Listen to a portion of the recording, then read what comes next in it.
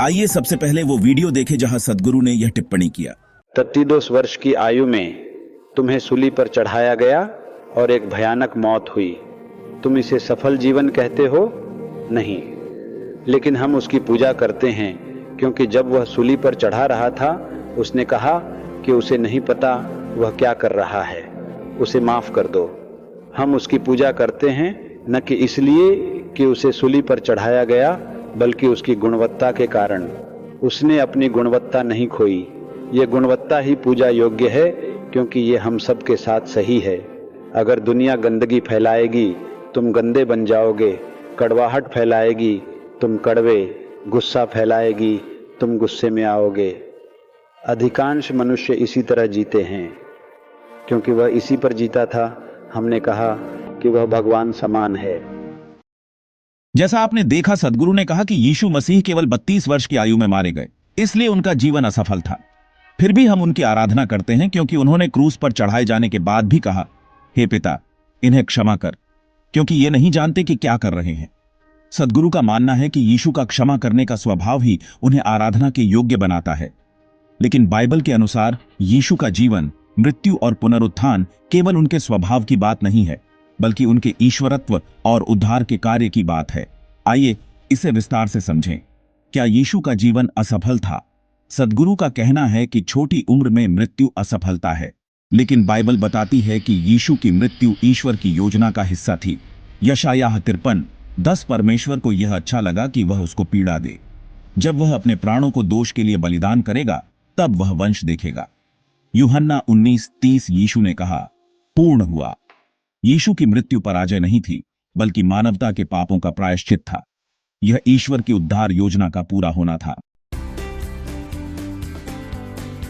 यीशु केवल एक अच्छा इंसान नहीं थे। सदगुरु यीशु को केवल एक महान व्यक्ति या शिक्षक के रूप में देखते हैं, लेकिन बाइबल कहती है कि यीशु स्वयं परमेश्वर हैं।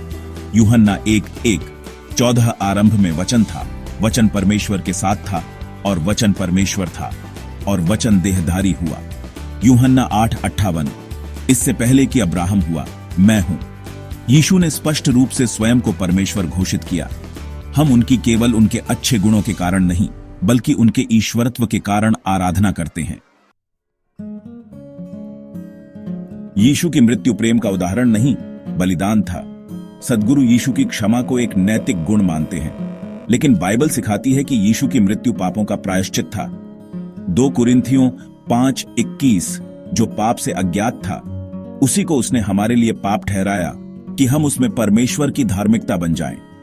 1 पतरस 2:24 उसने हमारे पापों को अपनी देह पर उठाकर क्रूस पर चढ़ाया। यीशु का क्रूस पर चढ़ना केवल प्रेम या क्षमा का उदाहरण नहीं था, बल्कि हर मानव के पापों का दंड उठाने का कार्य था।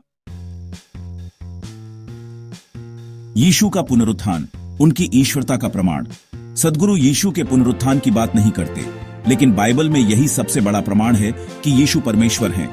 रोमियो 1:4 और मृतकों में से जी उठने के द्वारा परमेश्वर का पुत्र ठहराया गया। 1 कुरिन्थियों 15:17 यदि मसीह जी नहीं उठा तो तुम्हारा विश्वास व्यर्थ है और तुम अभी भी अपने पापों में हो।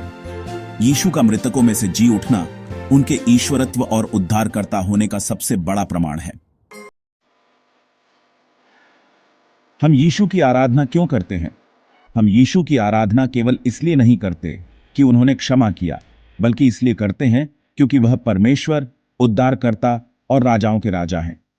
फिलिप्पियों 2:9-11 इस कारण परमेश्वर ने उसे बहुत ऊंचा किया और उसे वह नाम दिया जो सब नामों से श्रेष्ठ है, कि यीशु के नाम पर हर घुटना झुके। प्रकाशित वाक्य 5:12 जो मेमना घात किया गया, वह सामर्थ, धन, ज्ञान, बल, आदर, महिमा और धन्यवाद पाने के योग्य है। यीशु का बलिदान, पुनरुत्थान और उनकी ईश्वरता ही उन्हें आराधना के योग्य बनाते हैं। सदगुरु की समझ सीमित है। सदगुरु यीशु को केवल एक महान गुरु या संत मानते हैं, लेकिन बाइबल यीशु को परमेश्वर का पुत्र और विश्व का उद्धारकर्ता बताती है। यीशु परमेश्वर के स्वरूप में मानव बने, यूहन्ना 1:14 उनकी मृत्यु केवल शिक्षा नहीं, बल्कि पापों का प्रायश्चित थी। इब्रानियों 9:26 उनका पुनरुत्थान विश्वास की नींव है। 1 कुरिन्थियों 15:14 सद्गुरु यीशु की गहराई और उनके कार्य का पूर्ण अर्थ नहीं समझ पाए हैं। निष्कर्ष, यीशु का जीवन असफल नहीं था। उन्होंने परमेश्वर की योजना को पूर्ण किया और अपने बलिदान से मानवता को पापों से मुक्त किया। हम यीशु की आराधना इसलिए करते हैं क्योंकि वह परमेश्वर, उद्धारकर्ता और पुनर्जीवित राजा है। उनका प्रेम और क्षमा उनके ईश्वरत्व का प्रमाण है, लेकिन उनकी आराधना उनके बलिदान, पुनरुत्थान और उनके ईश्वरत्व के कारण होती है।